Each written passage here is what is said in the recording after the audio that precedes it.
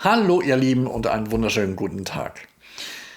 Nun gibt es ein besonderes Interview mit einem französischen Autor, der nichts Geringeres als die Autobiografie des Jesus geschrieben hat, also eine Art spirituelle Autobiografie. Denn dieser Autor heißt Daniel Meroin und er hat die Fähigkeit, seit mehr als 40 Jahren immer wieder in die Akasha-Chronik blicken zu dürfen und dort Einblick zu erhalten in den Lebensfilm einer einzelnen Persönlichkeit, die zu einer bestimmten Zeit gelebt hat.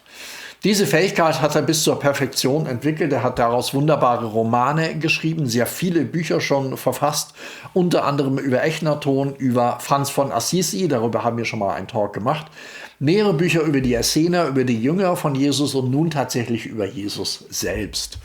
Diese beiden Bücher sind entstanden. Er hat da wirklich jahrelang dran geschrieben und die Bücher haben mich sehr berührt und deswegen freue ich mich jetzt sehr, mit dem Autor darüber zu sprechen, wie die Bücher entstanden sind. Was gibt es da für Geheimnisse aus dem Leben von Jesu? Wie kann man das auch ganz anders verstehen?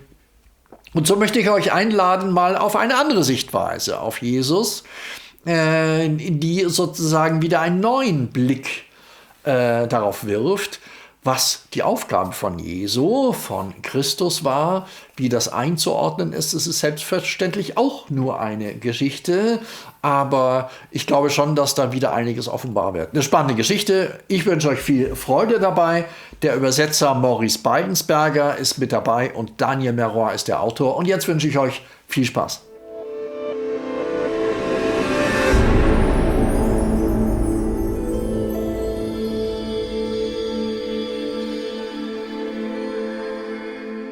Ja, ihr Lieben, und hier bin ich nun tatsächlich mit Daniel Meroin und dem Übersetzer Maurice Beidensberger. Lieber Maurice, herzlich willkommen. Hallo Daniel, ich grüße euch. Hallo Thomas, hallo Maurice. Guten Abend. Freue mich sehr, dass wir bereits ein zweites Mal das Vergnügen haben, miteinander zu sprechen. Und ich muss einfach sagen, dass ich sehr, sehr berührt bin von diesen beiden Büchern. Man kann ja sagen, es ist eine Autobiografie von Jesus aus spiritueller Sicht. Ja? Kann man das so sagen? Etwas salopp formuliert? J'ai lu les deux livres avec grande passion. Ce sont donc deux livres. C'est une autobiographie de Yeshua, de Jésus en fait. Est-ce qu'on peut appeler ça comme ça? D'une certaine façon, puisque avec ma technique, ma méthode de lecture dans les annales akashiques, j'ai forcément parlé au jeu. Alors ça peut paraître prétentieux de dire jeu, alors que qu'il s'agit de Yeshua. Mais il n'y a pas de malentendu à avoir. C'est la technique de lecture dans les annales qui veut ça, en fait. Effektiv, natürlich kann man über autobiografisch reden. Kann ein bisschen seltsam sein, denn das Buch ist in der Ich-Form geschrieben. Aber das ist wohl genau das, wie das in der Akasha-Chronik besteht. Und das ist das Normale. Es ist auch nicht besonders hochmutig, das so zu schreiben. En réalité, c'est à travers ses yeux, les yeux de Yeshua, de Jésus, que j'ai vu, que j'ai parcouru sa vie en détail. C'est pour ça que le jeu s'imposait, c'était une appropriation des images que sa conscience, que sa mémoire akashique me transmettait. Ich habe die ganze Geschichte durch seine Augen erlebt. Das sind durch seine Augen, wo ich dann rede. So ist die Ich-Form unbedingt notwendig. Das war zwanghaft. À vrai dire, je me suis senti un petit peu, comment dire, désarçonné et extrêmement intimidé quand j'ai su que cette possibilité de restituer la vie de Yeshua à travers ses propres yeux m'était offerte, parce que mon premier sentiment, ça a été de me dire, mais pourquoi moi? Est-ce que je suis digne d'un travail pareil? C'est une grosse responsabilité. Als ich anfing, war ich sehr beeindruckend und sehr schüchtern über diese Möglichkeit. Und so oft habe ich mich gefragt, warum denn ich diese Möglichkeit bekommen habe und ob ich überhaupt würdig ist, diese Aufgabe durchzuführen, zu erledigen. Et donc, c'est un travail qui m'a complètement habité pendant presque 3 ans d'écriture. Ça donne 2 tomes qui font à peu près 1200 pages et pour moi, je considère que c'est le travail de ma vie. Si je suis venu pour quelque chose au monde, c'est certainement pour ces 2 tomes-là, ces livres-là. Diese Aufgabe hat mich 3 Jahre lang komplett aufgenommen und beschäftigt. Das sind in diesen 2 Bücher 1200 Seiten ungefähr. Und es ist so viel, dass ich betrachte diese Aufgabe als eigentlich die Aufgabe meines Lebens. Deswegen bin ich auf diese Erde gekommen. Sie machen diese Arbeit ja schon seit 45 Jahren, haben viele sehr beeindruckende Werke geschrieben und es begann ja auch bereits mit den Essenern und all diesen Themen. Ist Ihre Verbindung zu Jesus auch schon seit dieser Zeit so stark gewesen oder war sie sogar vorher schon da in Ihrem Leben? Vous faites ce travail depuis plus de 45 ans et déjà vous parlez dès les premiers livres que vous avez écrits, déjà des Esséniens. Est-ce que vous aviez dès le début une relation aussi intime avec Yeshua ou est-ce que ça s'est développé par la suite? Oh, il est certain que ça s'est développé par la suite. Au début, j'avais pas l'impression, par la pénétration des annales akashiques, que je pouvais avoir un lien aussi profond. Mais au fil des années, ça s'est véritablement confirmé. En fait, c'est le travail que j'ai fait dans le Testament des Trois Maries, qui est publié également en Allemagne. Je crois que je me suis rendu compte que ce lien se confirmait. Et puis voilà, on aboutit à ces 2 tomes-là et c'est sûr que il y a un sentiment de proximité qui est extraordinaire. Diese Verbindung zu Jeshua war nicht von Anfang an so stark. Das hat sich entwickelt im Laufe der Jahren und es ist immer tiefer geworden und das hat sich dann bestätigt. Und auch in dieses Buch über die 3 Marias, da konnte ich feststellen, dass diese Verbindung sehr, sehr, sehr, sehr eng ist. Dieses Buch ist dann auch in Deutschland bereits herausgegeben worden. Und gab es einen bestimmten Moment, in dem dieser Ruf erklang in Ihnen, okay, jetzt schreibe dieses Buch? Und wenn ja, was geschah in diesem Moment? Wie haben Sie das empfunden?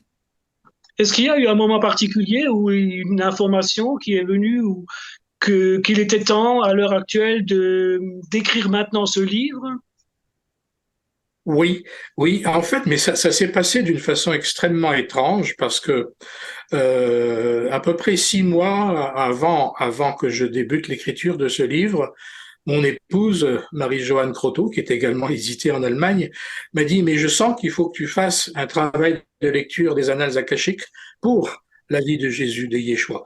Et moi, je lui disais, mais non, c'est pas possible, on peut pas entrer dans l'intimité d'un tel être comme ça simplement, ça me semble trop gros pour moi. Et il a fallu que ce soit une intervention, je dirais, en canalisation du maître Moria, que chacun connaît, puisqu'il fait partie de la fraternité de Shambhala, pour me convaincre de la nécessité de ce travail et du fait que, a priori, j'étais capable de le mener à bien. Ja, es gab mehrere Momente, wo ich darauf aufmerksam gemacht wurde, dieses Buch zu schreiben. Das erste war von meiner Frau, Marie-Joanne Croteau, Morois. Da sind auch Bücher von ihr bereits in Deutschland herausgegeben worden. Und sie sagte, dass sie glaubt, dass es langsam Zeit ist, dass ich dieses Buch schreiben soll. Und sie hat auch mich darauf aufmerksam gemacht. Aber der richtige Augenblick ist durch eine Kanalisation mit Bruder Moria, den man ja kennt, weil er dann auch Mitglied von der Fraternité von Shambhala. Und er hat mich darauf aufmerksam gemacht, dass ich das Buch so langsam anfangen sollte. Und es wurde dann auch immer tiefer.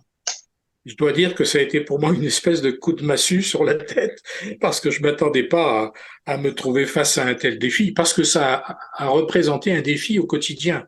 Il s'agit pas simplement de, comment dire, de faire quelques incursions dans les annales akashiques puis de noter tout de suite ce que j'ai vu, ce que j'ai dit, ou plutôt ce que j'ai vécu. C'est quelque chose qui suit. C'est d'une telle intensité que ça m'a suivi jour après jour, je dirais jour et nuit pendant ces 3 années d'écriture. Es war, als es kam, ein richtiger Schlag, denn es war eine sehr große Herausforderung. Und das ist nicht so einfach, dass man jeden Tag in der Akasha-Chronik ein bisschen rumwandern geht, sondern das hat mir 3 Jahre lang komplett verfolgt. Und ich war sehr, sehr intensiv in dieses Thema mitgefangen. Es war eine große Herausforderung, die ich dann zu überwältigen habe. Et pendant les moments d'écriture, je dois dire que je me suis senti complètement investi, adombré par sa présence, au-delà même des images akashiques et des paroles akashiques que je ramenais de mes expériences. In der ganzen Zeit, wo ich diese Arbeit getan habe, war ich komplett da drin eingetaucht und praktisch überschattet auch von dieser Tätigkeit. Die hat mich komplett mitgenommen und habe das im Detail mitgelebt, die ganze Zeit durch. Et je pense que le lecteur attentif peut se rendre compte de cette proximité pendant la rédaction, parce qu'il y a des moments où le jeu qui caractérise Yeshua dans cet ouvrage-là, c'est un jeu qui est prononcé au présent, qui se retourne vers le passé. Donc on sent vraiment, je crois, l'interaction, comme la présence très, très subtile mais très forte de Yeshua à mes côtés pendant l'écriture de ce livre. Quelque chose qui m'a complètement, je dirais, troublé, ça aussi. Wenn man das Buch sehr aufmerksam liest, kann man feststellen, dass ich wirklich sehr mitbeteiligt ist. Und die ganze Zeit war Jeshua sehr, sehr nah. Und das lässt sich in das Buch sehr, sehr genau verfolgen. Im Prinzip ist es ja eine Historie, die rückwirkend abläuft. Und Jeshua war immer vorhanden, immer da an meiner Seite. Und es hat mich sehr, sehr mitgenommen und sehr beeindruckt, dass er so nah die ganze Zeit bei mir war. Sie haben ja auch mal gesagt, Schreiben ist wie Meditation. Das heißt, in diesem Falle war es wahrscheinlich eine noch viel tiefere Meditation. Und wie kamen Sie sozusagen damit zurecht, auf der einen Seite eine so, ich sage mal, fast heilige Aufgabe zu haben und auf der anderen Seite ja noch ganz normal Mensch zu sein, hier auf Erden und mit all diesen menschlichen Bedürfnissen? Vous avez écrit une fois que l'écriture est presque une sorte de méditation. Et dans ce cas-là, probablement, il devait s'agir d'une méditation très profonde. Alors la question est, comment est-ce que vous avez pu vivre ces moments intensifs et rester une personne humaine? Oui, ben c'est une question qu'on me pose de temps en temps, parce qu'effectivement, ce type d'expérience et l'écriture qui suit demande à, comment dire, à avoir je dirais, un certain équilibre, une certaine capacité d'ancrage dans le quotidien. Ça, c'est quelque chose qui m'est personnel. En fait, je suis quelqu'un qui est en même temps, je me définis absolument comme un mystique, c'est difficile de dire autre chose, mais en même temps, je me sens très incarné. Je veux dire que je n'ai pas de difficulté à me raccrocher à la vie quotidienne. Diese Frage wird mir schon ab und zu gestellt, aber tatsächlich ist es so, dass ich eine Person bin, die sehr verankert ist in der Inkarnation. Und man braucht dazu ein sehr großes Gleichgewicht, immer wieder runterzukommen und das so wieder normal zu leben. Und das ist wohl eine meiner größten Fähigkeiten, das so zu behandhaben. comme je le dis souvent, j'apprécie un bon verre de vin ou un bon morceau de chocolat. Ce qui ne m'empêche pas, dans les minutes qui suivent, bien d'avoir la capacité de me plonger dans un état de conscience tout à fait particulier. J'ai été fait comme cela, peut-être simplement vraiment pour ce travail-là. Natürlich genieße ich ab und zu auch ein Glas Wein und ein Stück Schokolade, aber das verhindert mich nicht, komplett in die eigene Welt der Akasha Chronik komplett einzutauchen und alles um mich herum zu vergessen. Und möglicherweise ist es meine Möglichkeit, meine Kapazität in dieser Inkarnation, dieses zu beherrschen. Schön. Ja, wenn wir mal ein bisschen in das Buch einsteigen, vielleicht noch ein Satz, der mich auch sehr berührt hat, und Sie haben es ja eben schon angedeutet. Ich zitiere Sie nochmal. Sie sagen im Vorwort des zweiten Buches: Jede einzelne Seite des Buches weist in diese Richtung, Zugang zu unserer eigenen innewohnenden Göttlichkeit, getragen von der Hoffnung, am Heraufziehen einer neuen Spiritualität teilzuhaben, die wir so dringend brauchen. Ich nenne sie Christismus. Was meinen Sie damit? Il voudrait encore, avant de rentrer en profondeur dans le livre, poser encore une question rapide. Dans l'introduction au deuxième livre, tu parles de christismus, de christianismus. Est-ce que tu peux expliquer exactement ce que tu veux dire par là, s'il te plaît? Oui, je fais une différence entre christianisme et christisme, parce que pour moi, le christianisme, c'est finalement un ensemble, si je veux dire, c'est un ensemble c'est une religion, même si cette religion, comporte plusieurs aspects, les chrétiens catholiques, les réformés, etc. Bon, les coptes, les orthodoxes, bon, tout ça, c'est le christianisme. Et pour moi, c'est une religion, un ensemble de religions, et avec donc des dogmes à suivre. Alors que le christisme, pour moi, c'est quelque chose de complètement différent. C'est un état d'esprit. C'est un état d'esprit qui estime que l'énergie du Christ est une énergie universelle, que l'on peut capter en soi-même sans nécessairement passer, ou sans a priori passer par le moindre dogme. Ich mache auf jeden Fall dieser Unterschied zwischen Christentum, Christianismus und dieses Christism, weil Christianismus ist eigentlich eine Religion und diese Religion beinhaltet natürlich Dogmen und vieles, was Dogmen, und eigentlich das Christismus ist mehr das Gefühl der Gottheit, die immer anwesend ist, der große Geist, der anwesend und alles erschaffen hat. Und daher betone ich in dem Vorwort besonders dieser Unterschied. Pour moi, le christisme représente un état d'esprit qui englobe toutes les manifestations spirituelles de très haute altitude dans l'univers. Le Christ, pour moi, n'est pas la propriété du christianisme. C'est quelque chose, c'est une force, c'est une énergie universelle absolument intemporelle qui, à un moment donné, a investi des grands guides de l'humanité. Et notamment, évidemment, il y a 2000 ans, Yeshua.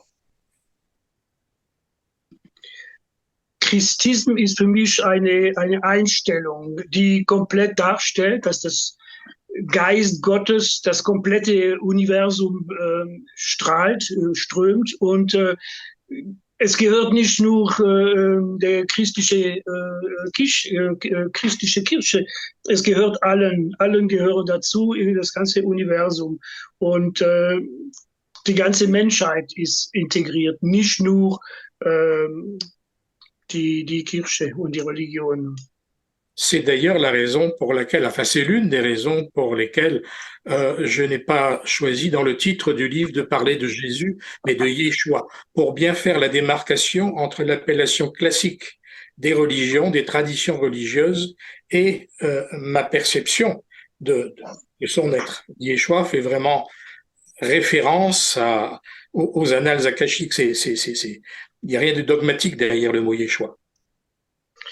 Deswegen habe ich in dem Buch nicht von Jesus gesprochen, sondern von Jeschua.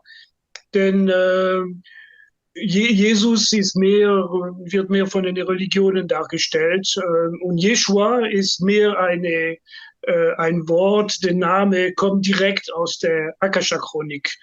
Und das ist dann wohl die D'ailleurs, à Realität. l'époque, oui, à travers les annales akashiques, en araméen, on disait pas Yeshua non plus, on disait Yehoshua, Yehoshua. Et moi, j'ai choisi Yeshua tout simplement pour une meilleure compréhension par rapport au lecteur. Yehoshua, ça faisait un peu compliqué. In der Akasha-Chronik hört man den Namen auch ein bisschen anders, nicht nur Jeschua, sondern halt, wie Daniel gerade sagte. Und er hat also den Namen Jeschua auch als Vereinfachung, damit man mehr schneller rankommt. In der Akasha-Chronik wird der Name noch ein bisschen anders zu hören sein. Schön, ja. Ja, also ich finde, das Buch berührt natürlich auf vielen Ebenen. Auf der einen Ebene fand ich es unglaublich berührend, dass Jeschua immer betont hat, ich bin trotzdem immer auch nur einfach Mensch. Ja? Also in allem Unperfekten wusste er auch oft gar nicht genau, was alles geschehen wird. Oder er sagt auch mal, wo er über seine Kindheit spricht, der Junge, der ich war ganz und gar menschlich, nicht Gott. Also das fand ich schon mal sehr, sehr beeindruckend. Und dazu passt auch das, was man ein bisschen auch aus der Anthroposophie kennt, wo ja auch gesagt wird, der Christus kam sozusagen zu Jeschua und hat ihn sozusagen überschattet. Ich glaube, im Buch sind es ungefähr 3 Jahre. Aber es gab auch Jeschua, diesen Menschen. Also J'ai trouvé ce livre très, très prenant, justement aussi parce que très souvent dans le livre, Jésus, Yeshua, est présenté aussi comme un homme. C'est un homme qui est venu sur Terre et même quand il était enfant dans le livre, il dit lui-même, quand j'étais enfant, j'étais encore un être humain. Et donc, toutes ces constatations sont très prenantes. Ça rappelle un petit peu l'anthroposophie où on parle de Christus, de Christ qui est venu sur Jésus et donc il a été en fait adombré et il y a un rapport très très précis ou très très semblable avec cette analogie. Et c'est pour ça qu'en fait j'ai beaucoup apprécié ce livre qui m'a beaucoup impressionné. Oui, ça c'est certain que c'est partie humaine de Yeshua. Et moi, c'est quelque chose que j'ai vécu à travers lui, à travers sa mémoire, d'un bout à l'autre de cette expérience de 3 ans. C'est-à-dire qu'il a toujours tenu véritablement, et en l'affirmant, très important de conserver son caractère humain, sa nature humaine, et de ne pas s'en cacher également, de reconnaître constamment que malgré tout, il était un être humain. Alors, il est bien question effectivement de la naissance d'un avatar, c'est-à-dire d'un maître hyper réalisé, qui, à un moment donné de sa vie, dans la Grande Pyramide, est adombré par le Christ de notre système solaire, puis qui, dans le Jourdain, peu après, est adombré par le Christ de notre galaxie, de notre galaxie, ce qu'on appelle plus communément le Logos. Alors, il y a un double adombrement dans la personne de Yeshua, et le miracle, en quelque sorte, eh bien, c'est qu'il ait réussi à rester homme pour autant et à le dire, à le clamer fort. Ich habe das 3 Jahre lang sehr genau miterlebt, weil Jeschua war an meiner Seite und er betonte die ganze Zeit seine Menschlichkeit, dass er dann auf der Erde als Mensch war. Und tatsächlich handelt es sich hier um die Geburt eines Avatars, eine sehr, sehr hoch entwickelte Seele, die wohl beschattet wurde. Wohl 2-mal in der Pyramide wurde er wohl beschattet durch unser Solarsystem.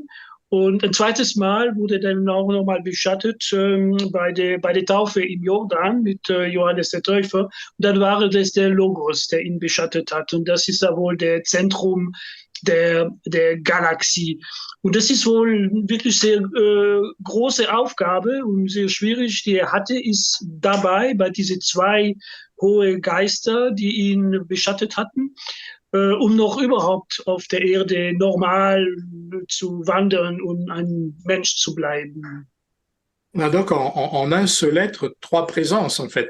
La présence de la conscience de Yeshua en tant qu'avatar, la présence de la conscience de l'âme et de l'esprit même du soleil de notre galaxie, c'est-à-dire en fait la présence de l'archange Michael, puisque c'est lui le soleil de notre galaxie, on peut l'appeler de cette façon-là, et ensuite, pas de notre galaxie, de notre système solaire, et ensuite la troisième présence, celle eh bien du logos de notre galaxie.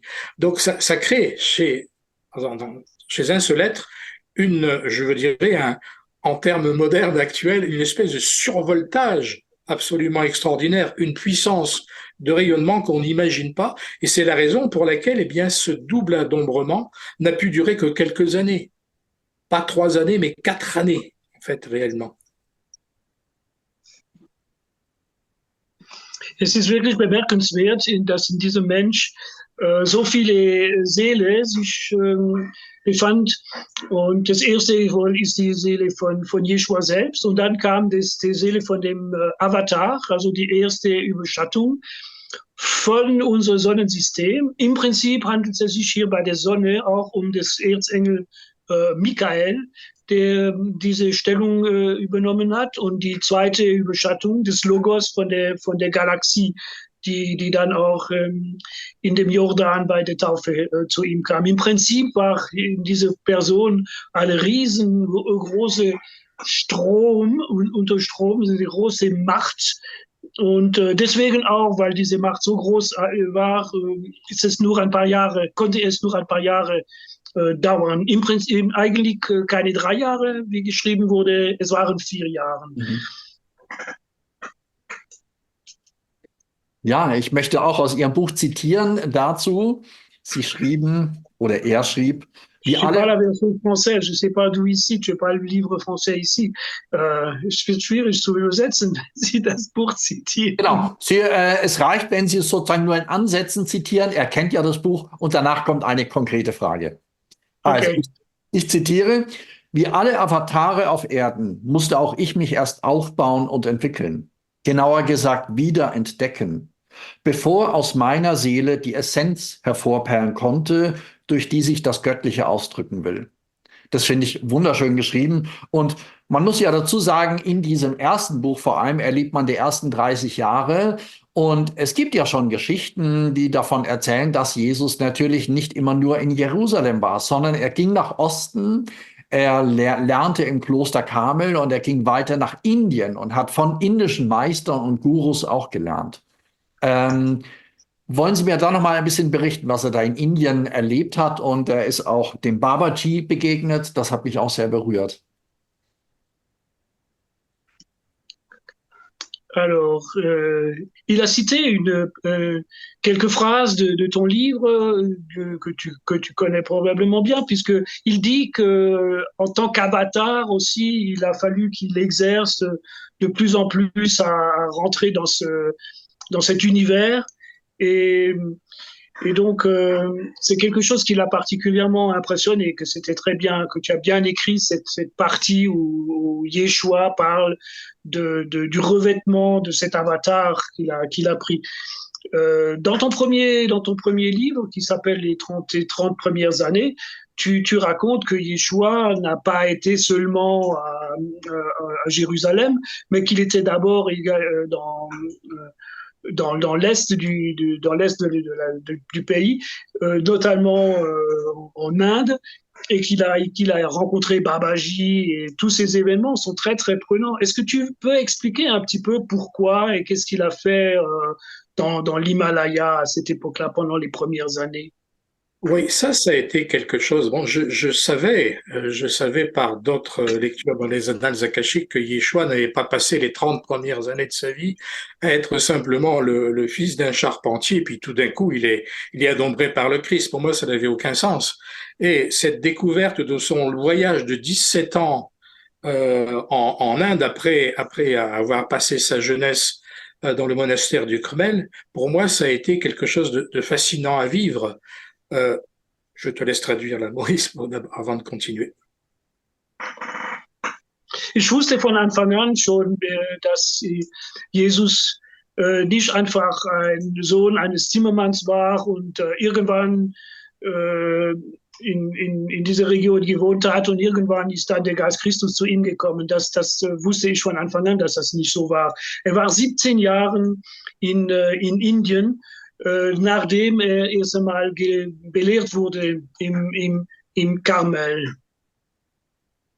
Alors oui, ce voyage en Asie et dans les Himalayas qui a duré 17 ans a été pour lui l'occasion, en fait, de synthétiser en lui la connaissance de toutes les grandes traditions du monde à l'époque. La tradition du zoroastrisme avec, comment dire, Zoroastre, Zeraustar. Il a approché également l'enseignement du Bouddha. Il a découvert l'hindouisme également. Et d'une certaine façon, eh bien, il s'est formé, humainement parlant, en tant qu'avatar, au contact de ces mémoires ancestrales, en fait, de grands êtres qui l'ont précédé. Alors, c'est pas parce qu'on est avatar qu'on a systématiquement à la naissance la connaissance et la science infuse.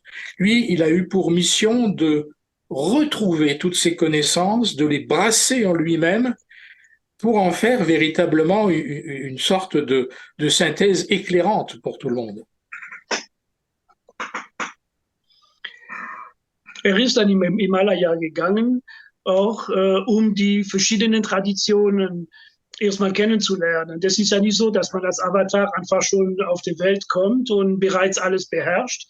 Seine Aufgabe war auch, die ganze Traditionen als Avatar wieder neu zu entdecken und neu zu beleben. Der hat verschiedene Traditionen erlebt, beispielsweise auch erstmal Zarathustra, den er als erstes, und dann hat er auch den Buddhismus, Buddha, sehr eng und danach kam auch der Hinduismus dazu. Und alle diese Traditionen wurde in ihm gemixt und durch das Erinnern an die verschiedenen uralterliche Traditionen, so hat sich dann die Persönlichkeit dieses Avatars dann geformt.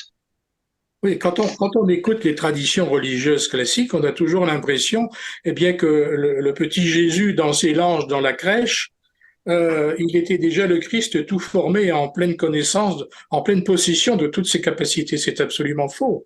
N'importe quel avatar, même le plus grand soit-il, eh bien, a besoin de se rebâtir. Ce n'est pas le diminuer que de dire ça. Au contraire, c'est prendre conscience, eh bien, qu'il a dû effectivement mener un chemin d'éveil, un chemin d'homme sur terre pour se reconstituer à lui-même. Et en ce sens-là, je vais en parler un peu après, Babaji a joué très certainement un rôle non négligeable. Wenn man in die christliche Tradition nachschaut, diese kleine Jesus in seine Krippe, hat man den Eindruck, dass er bereits schon große Persönlichkeit hat und ist bereits Gott und Christus. Aber das ist nicht wahr. So hat es nicht stattgefunden. Und es ist ganz normal, denn alle Avataren, die kommen, müssen sich erst wiederfinden und zu sich kommen. Und es ist nicht so, dass man die damit kleine macht, oder die sind trotzdem sehr groß, und es ist eine sehr große Aufgabe, erst einmal in sich selbst wieder die Vergangenheit leben zu lassen. Und ich werde gerade noch ein bisschen darüber reden. In diesem Zusammenhang, als Mensch, in den Weg, den Jeshua als Mensch geführt hat, hatte Babaji eine besondere Aufgabe. Oui, sa rencontre avec Babaji, la réception aussi, son contact avec l'enseignement de Babaji a été, je crois, assez déterminant pour lui dans sa mission, dans la mesure où Babaji, qui est on pourrait dire un Mahavatar, un hyper-avatar, qui est un petit peu à considérer comme un électron libre dans l'univers comment dire, au-delà du monde de Shambhala. Eh bien, Babaji est proche de la tradition shivaïte. Et la tradition shivaïte met en évidence la puissance du réservoir de ce qu'on appelle la Kundalini en bas de la colonne vertébrale. Et la puissance de la Kundalini, eh bien, sous-entend l'importance, évidemment, de l'énergie sexuelle dans le corps, l'énergie sexuelle qui est dirigée de façon ascendante et non pas de façon horizontale, comme la plupart du temps c'est le cas sur Terre. Der Kontakt zu Babaji war determinant in der Entwicklung von Jeschua und erst dann konnte er seine Aufgabe, seine Mission auf die Erde besser verstanden. Babaji ist dann so ein besonderer großer Geist, großer Avatar, Hyperavatar, so ein große freie Elektron und Mitglied von Shambhala. Und der brachte auch diese Tradition der Shivaiti, die dann basiert auf die Kundalini-Kraft, die Kraft, die am Ende unserer Wirbelsäule ist. Und diese Kraft ist vertikal. Im Gegenteil zu vielen Traditionen, die dann auch horizontal, also die Kundalini ist eine hochgehende Énergie. Et c'est en ce sens-là que, aussi par la maîtrise de cette énergie sexuelle, que Yeshua montre véritablement dans ce témoignage-là qu'il a voulu pleinement rester homme.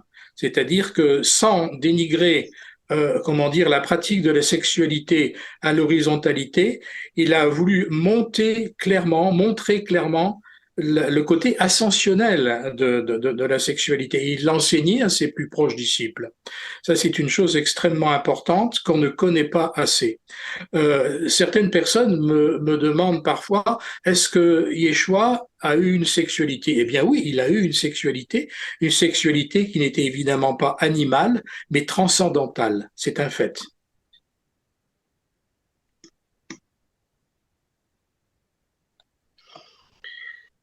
Durch diese Energie vertikal konnte Jeschua diese Energie beherrschen und das ist ein großes Merkmal, dass er die Sexualität auch auf Erde beherrscht hat, allerdings nicht horizontal, sondern vertikal. Und viele Leute fragen oft den Daniel, ob Jeschua eine eigene Sexualität hatte auch in diesem Tantra. Und ja, Jeschua hatte eine Sexualität und lehrte auch seinen Jüngern diese Sexualität, aber es handelte sich um eine horizontale Sexualität. Et d'ailleurs, la rencontre de cette horizontalité et de cette verticalité décide tout simplement une croix. Non pas la croix en tant qu'instrument le supplice, mais la croix en tant que rencontre de toutes les forces, à la fois terrestres et célestes. Et cet aspect, évidemment humain et sexuel, tantrique, on pourrait dire, a évidemment été totalement gommé par les églises parce qu'on n'était pas capable de concevoir ça et on ne l'est toujours pas, manifestement. Ça fait un enseignement christique qui finalement est relativement désincarné et qui n'aide pas pour autant l'humanité. Das ist die Begegnung von der horizontalen Kraft und vertikale Kraft, die eigentlich große Merkmal von Christen. Und das ist das Wichtigste, weil eigentlich die Leute konnten diese tantrische Kraft überhaupt nicht verstehen. Und das ist das Wichtigste in dieser Erkenntnis, dass man damit das Leben von Jeschua auch erkennen kann und seine Lehre, die Begegnung horizontal und vertikal darstellt. C'est quelque chose pour moi qui est vraiment au cœur de l'ouvrage, ça, le fait de resacraliser le corps et les sens. Et les sens, enfin les 5 sens, je veux dire. Hein. Et parallèlement à cela, eh bien, Yeshua met particulièrement en évidence le rôle de l'énergie féminine dans sa vie. Il a été suivi par au moins autant de femmes en tant que disciples que d'hommes. Ce dont on s'aperçoit, c'est que dans les textes officiels, eh bien, ces femmes ont été quasiment systématiquement gommées, tout simplement parce que l'Église est une structure patriarcale qui a voulu prendre, on le sait maintenant, c'est devenu absolument une évidence pour tout le monde, qui a voulu faire fi de la réalité de la femme, non seulement de la femme en tant qu'être, mais de la femme dans l'homme. tout comme l'homme dans la femme. C'est cela aussi qui est au centre de l'ouvrage et du témoignage. In diesem Buch ist es sehr interessant festzustellen, dass Jeschua besonders auch die Frauen hervorgebracht hat. Denn gefolgt von den Menschen wurde er von genauso viele Frauen wie von Männern. Und das ist auch etwas, was die Kirche die ganze Zeit danach versucht hat wegzuradieren, weil sie wollte mehr so ein patriarchalisches System aufbauen und versuchte zu verhindern, die Frau in Mensch oder dass die Frauen dann auch eine sehr hohe Wichtigkeit dann hat. Und das ist wohl das Ergebnis von diesen Kirchen. Und Jeschua damals hat genau dieses gezeigt. Und das ist ein Teil, der sehr wichtig ist in diesem Buch. Das ist ein Herzteil von dem Buch, diese Darstellung. Et au cœur, évidemment, de cette rencontre entre le corps et l'esprit, et il y a évidemment Marie-Madeleine, Marie de Magdala. Et un des points les plus marquants, peut-être, du deuxième tome de ce livre, c'est ce mariage entre Marie-Madeleine et Yeshua, qui l'initie d'une certaine façon à la pratique du tantra, c'est-à-dire à la montée, à la transformation vibratoire du corps par l'accession à une spiritualité sacrée. Ça, je crois que c'est extrêmement important. In dem zweiten Buch wird sehr konkret dargestellt, diese Frauen und besonders Maria Magdalena, die er dann auch geheiratet hat. Und durch diese Heirat hat er natürlich dann ihr auch diese Energie und Initialisierung vom Tantra dargestellt. Und da geht es dann auch darum, wie diese Energie dann hochgekommen ist. Es ist ein sehr wichtiger Teil in dem Buch. En fait, les fameuses noces de Cana ont tout simplement été les noces entre Yeshua et Marie-Madeleine. Ça doit être très clair. Die Hochzeit von Kana waren eigentlich die Hochzeit von Jeschua selbst mit Maria Magdalena. Das wurde halt von der Kirche weggetrennt. Aber das war seine eigene Hochzeit, die er dann dargestellt hat. Encore un mot à propos du tantra, parce que c'est un terme qui est généralement très mal compris en Occident. On a toujours tendance à faire une comparaison ou à confondre le tantra et le Kama Sutra. Ça n'a vraiment rien à voir. Le tantra est une discipline, je dis bien une discipline spirituelle extrêmement exigeante et extrêmement précise, dans laquelle on ne fait pas n'importe quoi et qui ne se consacre pas uniquement à la maîtrise de l'énergie de la Kundalini, mais qui englobe la totalité des concepts que l'on dit spirituels. Ich möchte noch ein Wort über Tantra sagen, denn es wird sehr wenig verstanden. Tantra hat wie heißt das denn? Das geht darum, die Spiritualität, die spirituelle Energie darzustellen. Und es ist sehr präzis. Es gibt verschiedene konkrete Anweisungen. Und es geht nicht nur um die Kundalini, die hochgeht, sondern komplett die Energie des Universums. Wunderbar, ja. Und das wird im Buch auch sehr, sehr schön dargestellt. Und ja, was mich so berührt hat, ist auch, dass man sieht, Jesus ist, wie Sie schon sagten, Jeschua, nicht ohne Grund durch diese vielen Länder gereist und hat sich die verschiedenen spirituellen Traditionen quasi, ja, ganz tief verinnerlicht, ja, und letztlich mit dem Geist die Essenz daraus zu vermitteln. Letztlich auch zu vermitteln, es geht eigentlich gar nicht um Göttlichkeit, es geht nicht darum, neue Religionen zu gründen, sondern es geht um das Leben selbst. Yeshua n'a pas voyagé dans toutes ces régions sans raison. En fait, c'était pour apprendre et donc aussi pour pour montrer qu'est-ce que c'était l'aspect divin. Alors, est-ce que tu peux dire un petit peu quelque chose sur cet aspect-là? C'est-à-dire que pour Yeshua avait bien conscience, oui, il avait bien conscience dès le départ, en fait, qu'il n'y a pas, comment dire, une vérité unique qu'un peuple puisse revendiquer, que la spiritualité était un peu comparable ou du moins la connaissance de la spiritualité était un peu comparable à un arc-en-ciel dont chaque tradition, chaque peuple reflèterait une couleur.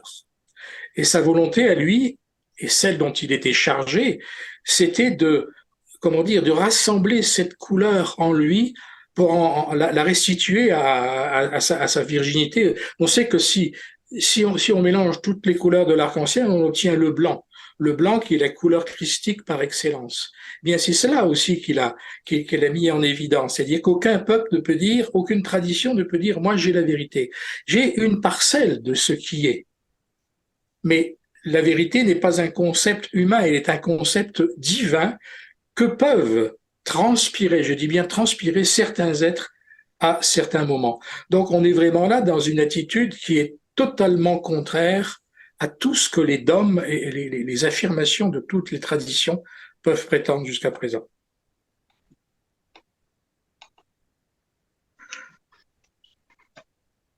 Yeshua war von Anfang an bewusst, dass es nicht einfach um eine Religion geht, weil Religionen beschränken immer das Wissen.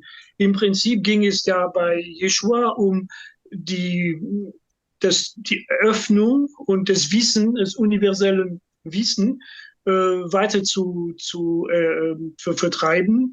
Wenn man einen Regenbogen betrachtet, das sind ja verschiedene Farben, man kann auch betrachten, dass jede Religion vielleicht eine eigene Farben hat. Und, aber wenn man die verschiedenen Farben zusammenmischt, dann kommt Weiß heraus. Und das ist die Farbe des Christismus. Und das bestimmt nicht eine bestimmte Tradition, sondern es ist sehr weit heraus. Und das zeigt dann auch, wie weit die Religionen von der Wahrheiten ist.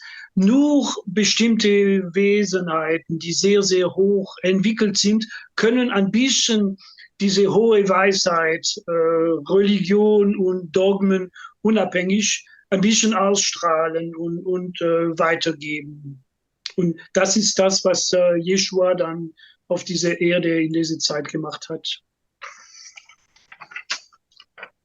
Ja, es ist auch berührend geschrieben, weil man so ganz aus seiner Perspektive mitbekommt, wie er zum Beispiel erstaunt feststellt, mit 15 begann ich zu lehren. Oder wie er erstmals feststellt, dass aus seinen Händen Öl kommt oder Salz, um zu heilen und den Menschen zu helfen. Und was da so berührt ist, okay, er lässt es einfach geschehen. Es ist ein Wunder und doch völlig natürlich. Also das ist eigentlich auch eine interessante Botschaft. All diese Dinge, die man später als Wunder bezeichnete, sind aus seiner Sicht, aus der Sicht eines so hohen Geistes, etwas völlig Natürliches, die Äußerung des Göttlichen. C'est très passionnant de pouvoir voir comment Yeshua découvre peu à peu lui-même toutes ses capacités et que tout le livre est écrit de sa perspective à lui. C'est sa vue oui, absolument. C'est sa vue et c'est intéressant de voir comment il découvre un moment, comment il peut imposer les mains à quelqu'un et le guérit, ou que tout à coup il y a du sel qui sort de ses mains et que les personnes sont guéries. Et c'est très passionnant de voir comment il découvre ça lui-même. Oui, mais c'est ce qui est oui, j'en prie. Ce qui est important, c'est de comprendre que son rayonnement, la nature vibratoire de son être de chair était telle qu'il avait dépassé toutes les techniques en réalité. Ce double adombrement plus sa capacité d'avatar initiale ont fait qu'il n'avait plus besoin de techniques pour opérer des guérisons ou faire des prodiges. C'était la nature vibratoire de son être qui projetait la santé de l'autre dans un état de reconstruction, en fait. Et même au niveau des prodiges, par exemple, tels que la multiplication des pains ou des poissons, surtout des poissons, je pourrais en parler tout à l'heure, il n'avait pas besoin je dirais, de formules magiques ou de quoi que ce soit d'autre, ou de gestes thérapeutiques. Ça se faisait parce que la réalité de ce qu'il projetait était déjà incroyablement présente dans son esprit.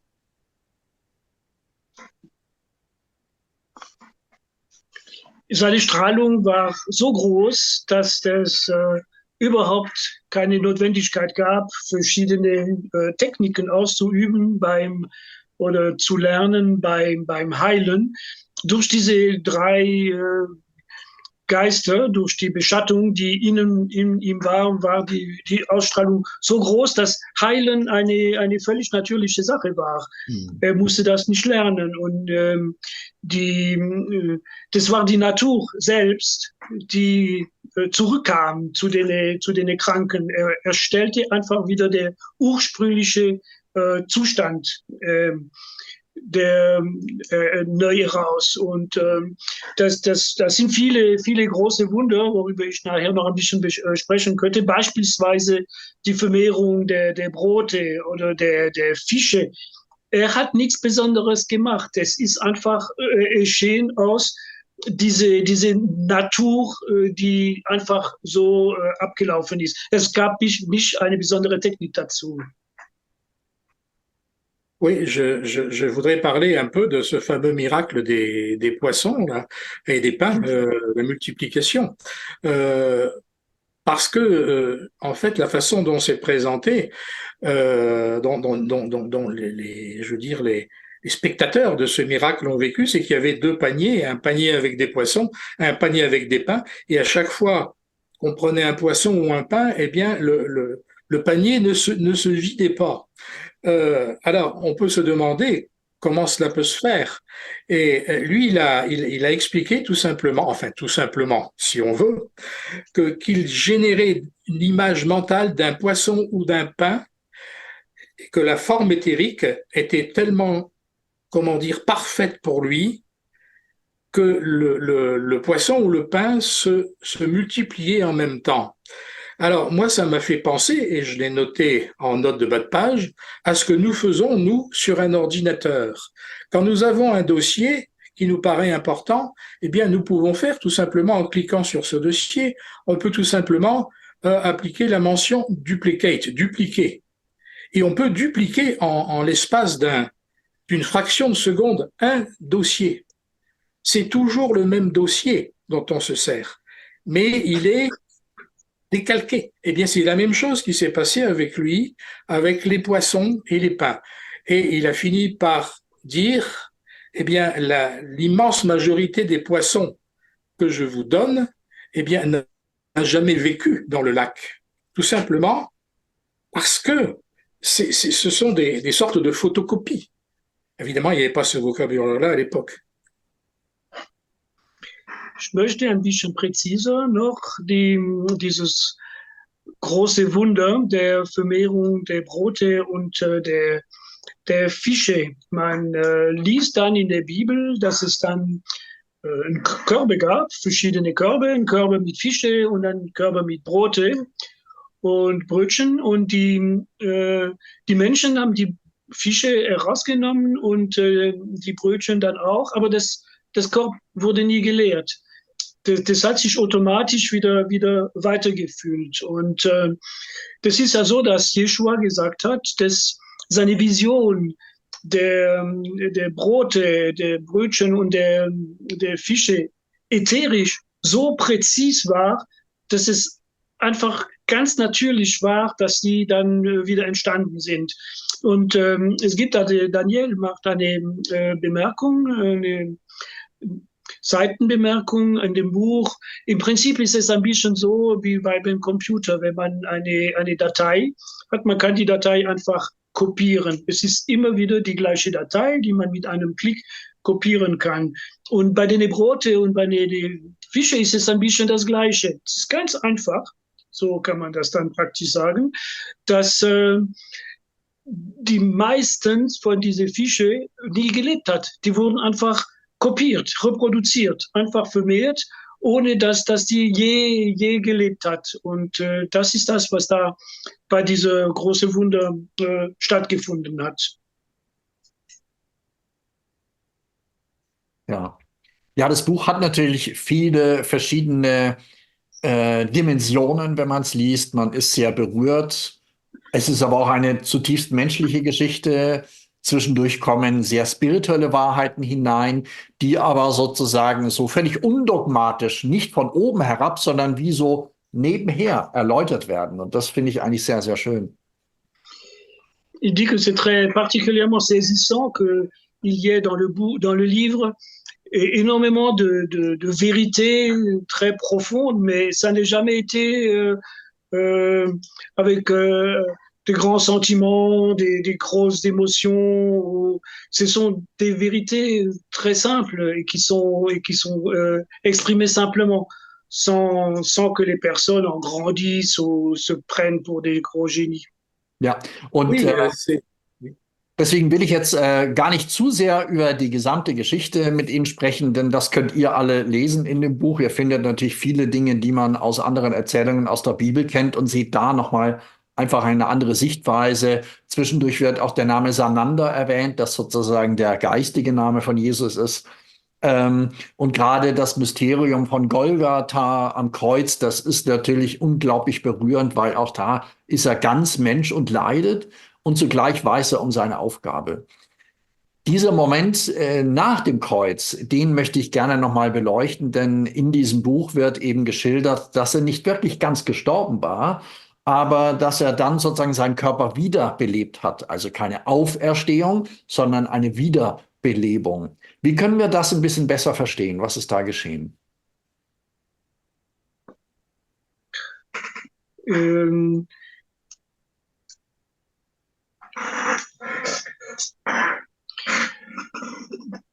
Les lecteurs pourront lire eux-mêmes, bien sûr, tous les détails du livre. Et c'est pas la question aujourd'hui de pouvoir expliquer, de pouvoir raconter complètement le complet de. Mais il voudrait revenir un petit peu, par exemple, sur le miracle de Golgotha, de vous montrer un peu aussi la façon très humaine que Yeshua avait de souffrir sur la croix. Et pourtant, il se rappelait déjà de sa mission.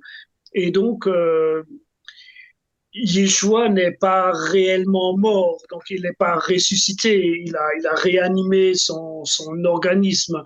Est-ce que tu peux expliquer un petit peu ce qui s'est passé effectivement? Oui, en réalité, il n'est pas réellement mort, effectivement, et ce n'est pas simplement dans ce livre-là que cette vérité est dite. Je l'ai dite antérieurement, et d'autres auteurs également soutiennent cette version-là. Ce qu'il apparaît, c'est que le centurion, le soldat romain qui est censé, avoir percé le cœur de Yeshua avec sa lance, n'a pas du tout percer son cœur. Il a simplement enfoncé légèrement sa lance sous son diaphragme de façon à ce que le liquide pleural puisse s'en échapper. Alors, ce que l'on dit, il a versé jusqu'à sa dernière goutte de sang. Non, on l'a libéré, le liquide pleural, et de cette façon-là, il a pu continuer à respirer un peu. C'est ce qui lui a permis de survivre. Évidemment, il est tombé dans une sorte de coma, et avec la complicité d'un ou deux soldats romains, dont ce fameux soldat Longin, qui est passé à l'histoire, eh bien, il a été transporté dans son inanimé, donc dans le coma, dans le tombeau préparé par Joseph d'Arimathie. Et là intervient un des moments les plus importants aussi du livre, c'est que j'ai eu la capacité, la possibilité de voir comment de l'intérieur, il a réussi à régénérer son corps. Son cœur battait toujours, mais à un rythme évidemment extrêmement faible. Et l'un des intérêts de ce passage-là, et ce que j'ai vécu avec énormément d'émotion, c'est de voir de quelle façon sa conscience extérieure à son corps physique a eu la capacité de redynamiser chacun de ces 7 chakras, de façon à ce qu'à un moment donné, eh bien, il puisse se relever. Mais on ne peut pas parler de mort réelle, on parle d'un coma profond. Voilà, et ça c'est bon. Le vivre de l'intérieur, comme j'ai pu le vivre, pour moi, ça a été un des moments les plus époustouflants de cette période-là, cette écriture-là. C'est difficile d'entrer dans tous les détails parce qu'il y en a trop en réalité. Et il y en a tellement que 4 ou 5 ans après la publication de ce livre-là, je serais incapable de les énumérer parce que c'est trop précis.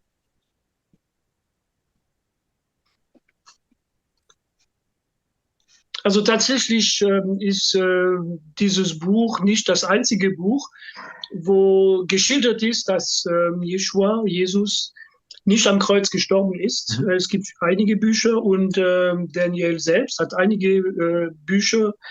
In einigen Büchern steht es bereits auch, dass das stattgefunden hat.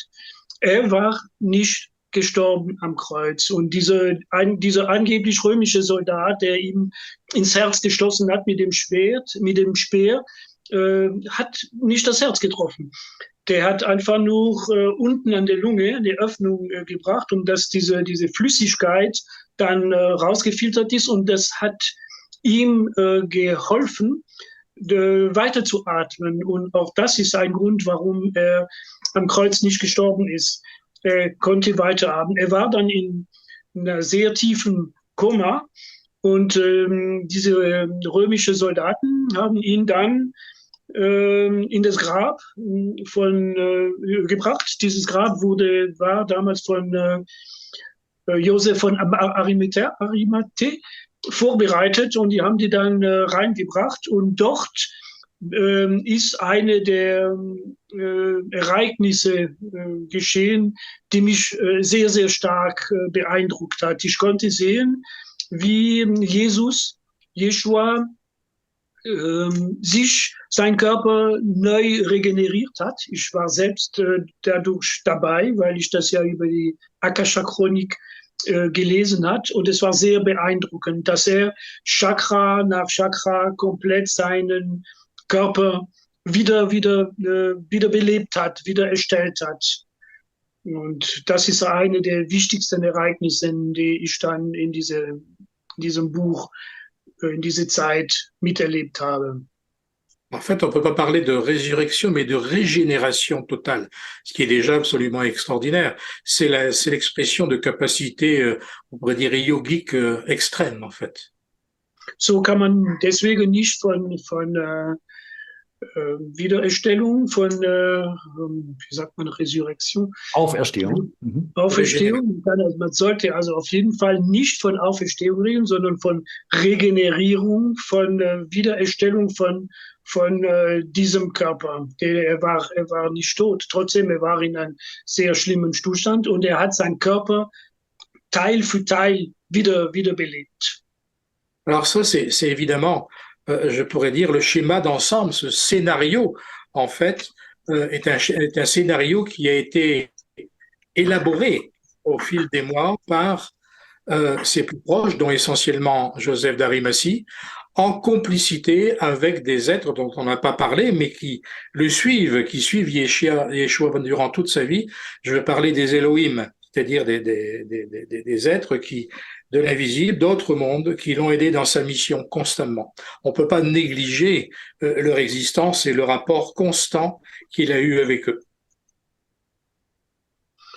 Dieses Szenario, so wie das stattgefunden hat nach dem Kreuz und diese Wiederbelebung, ist etwas, was schon lange vorgeplant war und das wurde dann auch von den Leuten um ihn herum, besonders diese Josef d'Arimathea, die ihn die ganze Zeit begleitet hat. Und ich möchte auch dann über diese Elohim reden, die bei ihm waren und die ihn die ganze Zeit begleitet hat, mit denen er die ganze Zeit Kontakt hatte. Die kann man natürlich dann nicht ignorieren. Und die waren dann im Grab bei dieser Regenerierung selbst vorhanden, selbst anwesend. Et la présence de ces Elohim est traduite dans les évangiles par la présence d'un ange, une forme angélique lumineuse qui est là, et c'est tout simplement leur présence. Elohim, textuellement parlant, cela veut dire essentiellement, je crois, ceux qui viennent d'en haut. In den Evangelium werden die Elohims als ein Engel dargestellt und diese Anwesenheit war sehr stark und das Wort Elohim kann man an für sich übersetzen mit die von oben kommend. Et leur présence, eh bien, comment dire, confirme tout simplement la mission du Christ, de Yeshua, dans un contexte totalement cosmique qui dépasse simplement largement notre planète pour la relier à une réalité supérieure. Die Anwesenheit der Elohim bringt natürlich diese ganzen Ereignisse in einen kosmischen Zusammenhang. Ja, eindeutig. Also so fühle ich das auch. Sie sind ja selbst sehr verbunden mit Maitreya Moria und den aufgestiegenen Meistern. Hin und wieder erlebt man Jeshua, wie er in einer sozusagen Astralreise auch mit diesen Menschen zusammen im Gespräch ist. Dann hat er auch den Namen Sananda und das berührt mich auch sehr. Das fühlt sich einfach stimmig an. Ich fühle mich sehr mit der Theosophie im Übrigen verbunden, wo das ja auch ein bisschen so erzählt wird. Toi-même, Daniel, tu es très en contact avec Maître Moria. Et Yeshua, il a fait des voyages astrales. Et on parle aussi de Sananda. Et ça rappelle un petit peu la théosophie dont tu parles. Est-ce que tu peux donner quelques détails, s'il te plaît? Oui, en fait, dès le départ, le témoignage que j'ai pu recueillir place la personnalité de Yeshua au niveau de Shambhala, mais sous le nom de Sananda. Donc Sananda s'est incarné en Yeshua pour cette mission particulière dont nous venons de parler. Mais au sein de la fraternité de Shambhala, eh bien effectivement, autour de Sananda, le livre témoigne d'autres maîtres évidemment ascensionnés, comme le maître Kutumi, le maître Moria, etc. On n'entre pas dans les détails. Et c'est sûr que cette vision-là, qui revient, cette vision de sa présence dans ce conseil de la fraternité, revient constamment le visiter dans le livre et dans sa vie, donc. Mais c'est sûr que ça introduit des notions qui sont particulièrement développées dans la théosophie, je crois. Je dis je crois parce que personnellement, je n'ai jamais lu le moindre ouvrage de la théosophie. On m'a le dit constamment. Ah, tu en parles comme dans la théosophie, mais je me suis jamais penché sur le moindre ouvrage de la théosophie, ni des ouvrages de ce type, ni comme les ouvrages, par exemple, dans l'anthroposophie. Je les respecte infiniment, mais je ne peux pas en parler parce que je ne les connais pas. Et je les connais pas, non pas parce que ça m'intéresse pas, mais parce que je n'ai jamais eu le temps de m'y consacrer parce que ma vie m'a entraîné tout de suite ailleurs dans les expériences directes, en fait. Über Theosophie kann ich nicht so viel erklären, weil ich hatte keine direkte Kontakte. Auch über die Anthroposophie, das sind Teile, die ich sehr respektiere. Viele Leute reden mich an und fragen und sagen, ja, das sind sehr Ähnlichkeiten bei der Theosophie, aber ich kann selbst nicht direkt darüber reden, weil ich hatte keine Zeit, mich mit diesen Büchern, mit diesem Glauben auseinanderzusetzen. Ich wurde sofort konkret in die Realität geschmissen. Tatsächlich ist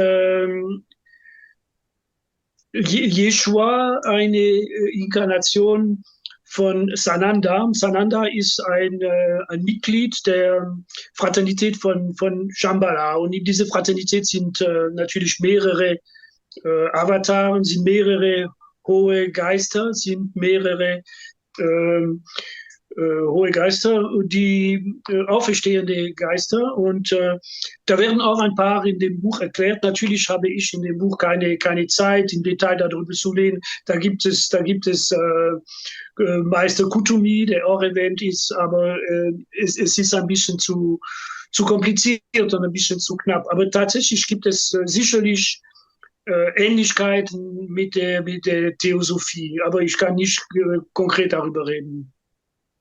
Selbstverständlich, Sie haben Ihre Aufgabe und sind da voll eingebunden, völlig verständlich. Aber es schimmern so viele Ähnlichkeiten durch, sodass man sieht, naja, es gibt die Wahrheit zeigt sich in vielen Gesichtern und Theosophie, Anthroposophie geht auch ein bisschen in diese Richtung. Und letztlich kann man die Wahrheit ja gar nicht mit Worten beschreiben, es ist immer nur eine Näherung des Ganzen.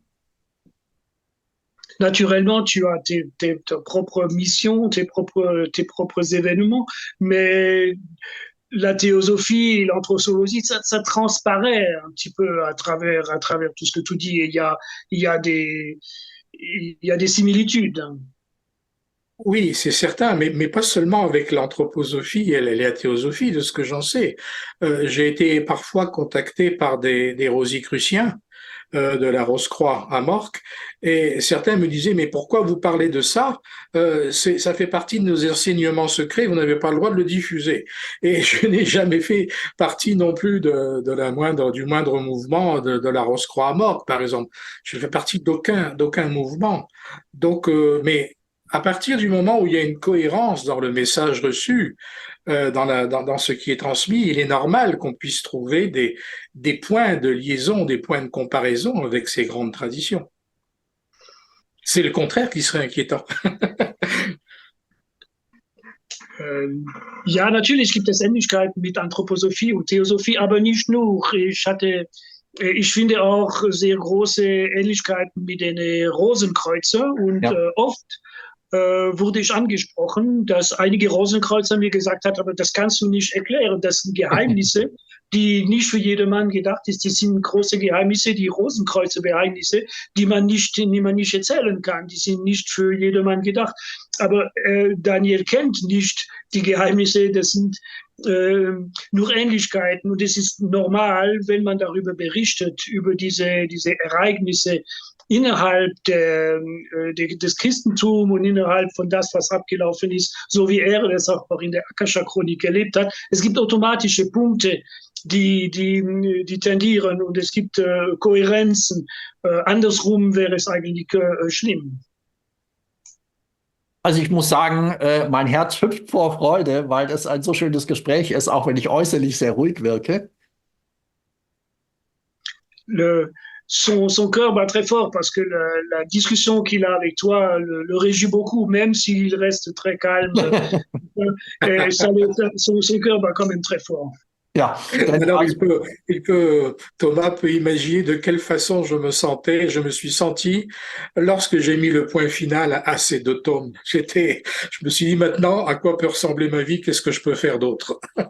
Dann kannst du, Thomas, ungefähr dich vorstellen, wie Daniel sich gefühlt hat, als der letzte Punkt an dem Buch gesetzt hat. Ja, wunderbar. Ich möchte noch 2 Themenbereiche anschauen, denn wenn ich schon die Ehre habe, mit Ihnen zu sprechen, möchte ich das natürlich nutzen. Aber das, was wir jetzt schon gesagt haben, ist ja wunderbar. Wir leben in aufregenden Zeiten, wo man eben über diese verschiedenen Quellen sich unterhalten kann, wo wir viel mehr Zugriff haben. Erstens im Geistigen, so wie Sie zum Beispiel, aber auch man kann vergleichen, welche Lehren entsprechen mehr oder weniger der Wahrheit. Also es ist schon eine aufregende Zeit. Il voudrait encore parler de 2 points particuliers parce que qu'il voudrait aborder. Et en fait, il dit que c'est une période très troublante, très intéressante à laquelle nous vivons aujourd'hui parce qu'on peut apprendre énormément de choses. Comme toi, tu le fais avec les Akasha Chroniques dans l'esprit, mais aussi avec tout ce qu'on peut lire et tout ce qu'on peut comparer par rapport à la réalité. Il y a beaucoup d'enseignements auxquels on n'a pas accès, on n'avait pas accès aujourd'hui et actuellement c'est plus facile d'accès et c'est moins condamné d'avoir de tels types d'informations. Oui, effectivement, c'est une des grandes chances que nous avons à notre époque. On ne peut plus dire comme par le passé, ah ben je savais pas. Parce qu'on a toutes les possibilités aujourd'hui je dis pas de savoir, mais de s'intéresser, de s'informer, de se questionner également et d'avoir peut-être pas des éléments de réponse définitive, on n'en a jamais, mais des éléments importants de réflexion pour faire entamer un chemin. Donc c'est une chance extraordinaire qui nous est donnée aujourd'hui.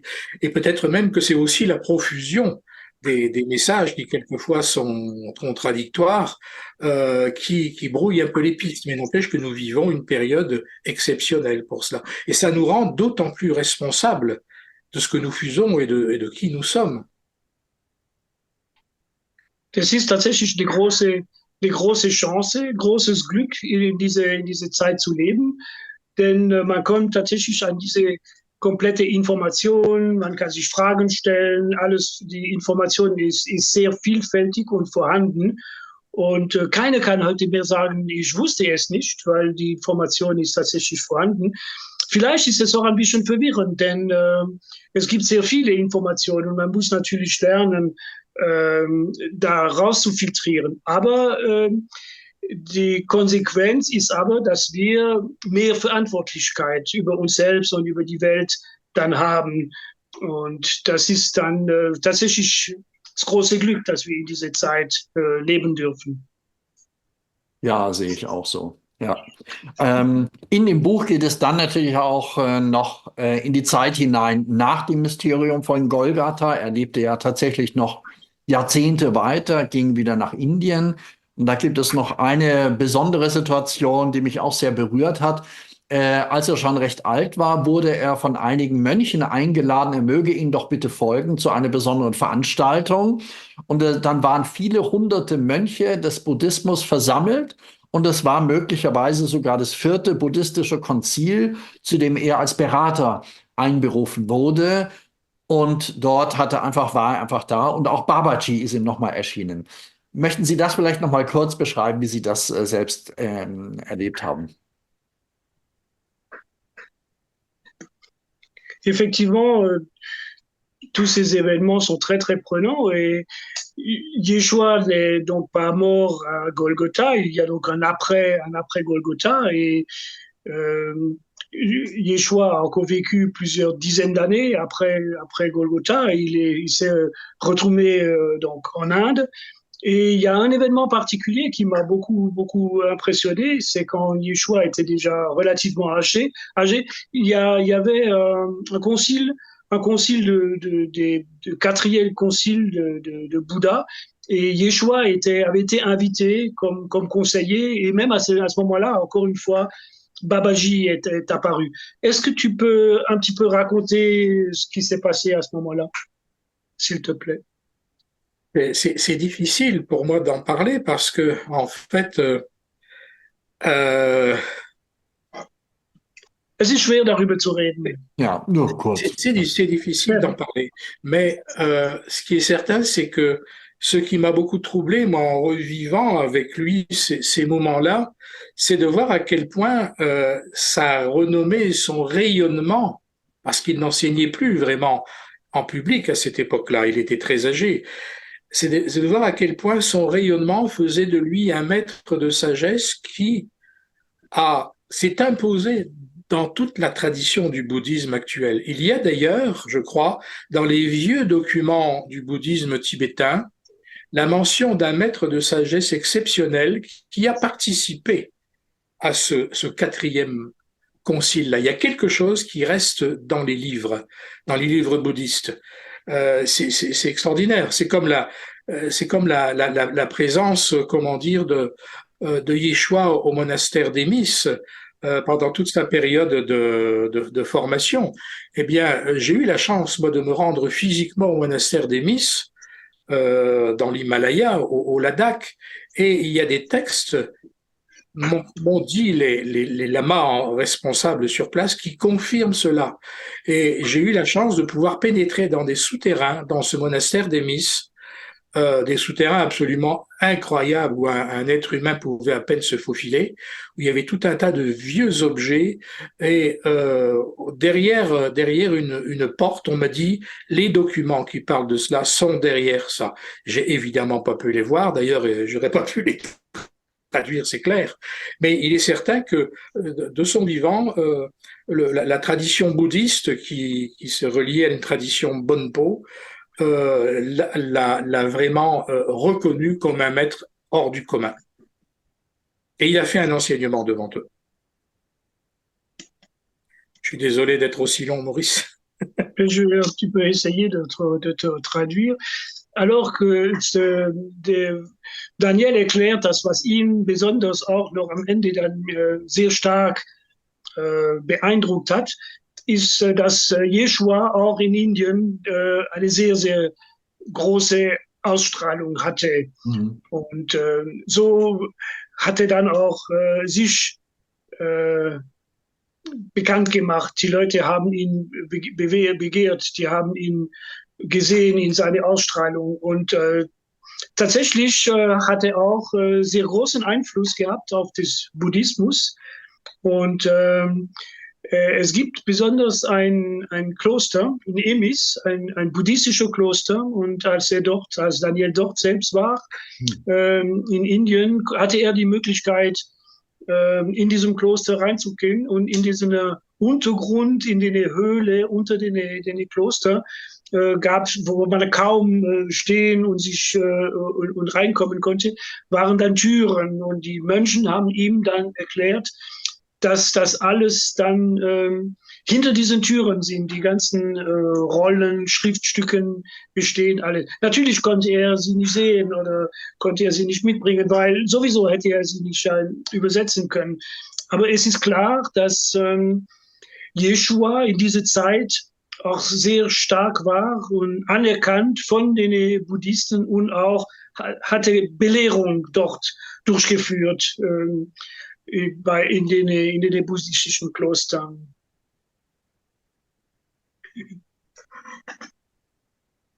Schön. Ja, meine letzte Frage. Zunächst einmal vielen Dank, lieber Maurice Beidensberger, für diese großartige Arbeit. Ja. Merci, Maurice. Great job. Ich kämpfe. Nein, wunderbar. My last question, meine letzte Frage. Heute, 2000 Jahre später. Zunächst einmal, was ich auch sehr schön finde, ich möchte nochmal aus Ihrem Buch zitieren. Lieber Maurice, das kannst du dann sozusagen nur ungefähr übersetzen. Die Seele der Erde krankte an der kollektiven Seele der Menschheit, deren Entwicklung noch in den Kinderschuhen steckte. Ich wollte sie in ihrer Gesamtheit heilen. Das heißt, Jeschua wollte sozusagen auch die Erde heilen, weil da wohl im Kollektiven so viel angesammelt war, dass es nur so eine Fortentwicklung der Menschheit und der Erde möglich war, so empfinde ich es. Wo stehen wir heute? Viele sprechen von einem Wiederkommen eines Christusbewusstseins. Sehen Sie das auch so? In welcher Zeit stehen wir heute? Können wir hoffen, es ist eine gute Zeit?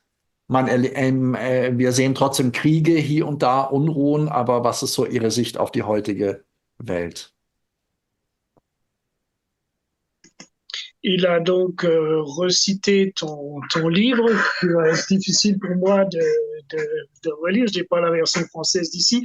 Il dit que l'âme de l'humanité a beaucoup de problèmes et Jésus, Yeshua, a en fait essayé par sa présence de soigner, de faire avancer l'humanité, de faire avancer l'âme de l'humanité. Et la question que Thomas a, c'est 2000 ans après, quelle est la situation? Les gens parlent du retour du Christ. Est-ce que ça va être une période agréable, une période particulièrement difficile? Aujourd'hui, il y a beaucoup de guerres. Comment est-ce que tu vois la situation aujourd'hui? Personnellement, je pense qu'il faut que notre humanité passe par une sorte de porte étroite, de goulot d'étranglement. On peut voir ça évidemment comme des événements dramatiques, mais les événements dramatiques, on est déjà dedans, c'est clair. Il n'y a pas besoin de chercher pour se rendre compte que partout notre planète est à feu et à sang. Et je crois qu'on va encore avancer dans cette direction-là, hélas. Mais peut-être faut-il encore que notre humanité se redresse avec un coup de un coup de fouet pour qu'elles prennent vraiment conscience, eh bien, que cette façon de faire, qui est une façon, comment dire, où l'amour se montre le grand absent, n'a plus de valeur. Mais donc fondamentalement, je suis optimiste quant à l'issue de tout cela. Mais à très moyen terme, j'avoue que je crois qu'on va recevoir très certainement encore une grande gifle. Elle sera éducative, il le faut. Et si nous pouvons agir, nous, individuellement, eh bien, c'est évidemment par la qualité de nos pensées, la qualité de nos paroles, et puis par les 1000 petits gestes que l'on peut faire quotidiennement. Il n'y a que cela, parce que à l'échelle planétaire, autrement, nous n'avons strictement aucun pouvoir.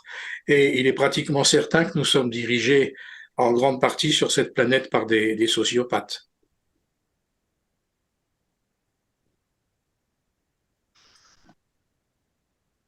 Die Erde geht auf eine relativ schwierige Zeit zu.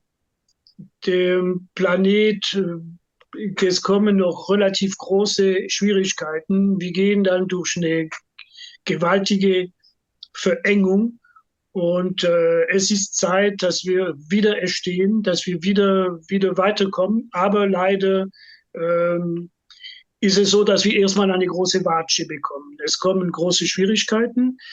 Ich bin aber, also Daniel Leroy ist Optimist, dass wir weiterkommen, dass wir auf diesem Planet Erde weiterkommen. Aber wir kommen erst einmal in große Schwierigkeiten und wir müssen daraus lernen und wieder entstehen. Für jede Person individuell geht es nur darum, die Qualität seiner Tätigkeit so weit wie möglich zu erhöhen und mehr Liebe rauszugeben. Aber erst einmal werden wir noch ein paar Probleme haben. Also, ja. Aber die Evolution ist nicht aufzuhalten und letztlich entwickelt sich auch der Menschheitsgeist sicherlich weiter, oder?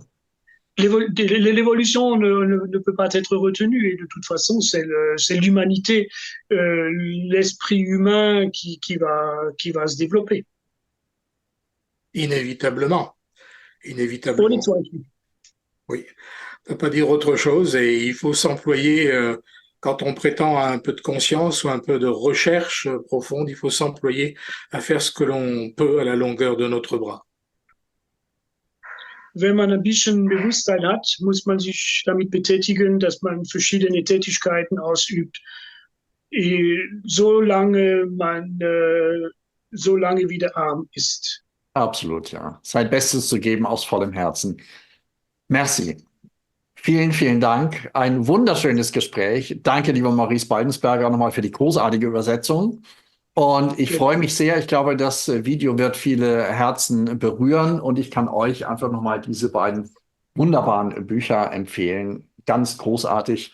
Es gibt noch einen Artikel in der Zeitschrift Visionen durch Kaschmir und Ladakh auf den Spuren von Jesus, auch geschrieben von Daniel Leroy. Da möchte ich noch darauf hinweisen. Wir verlinken darunter.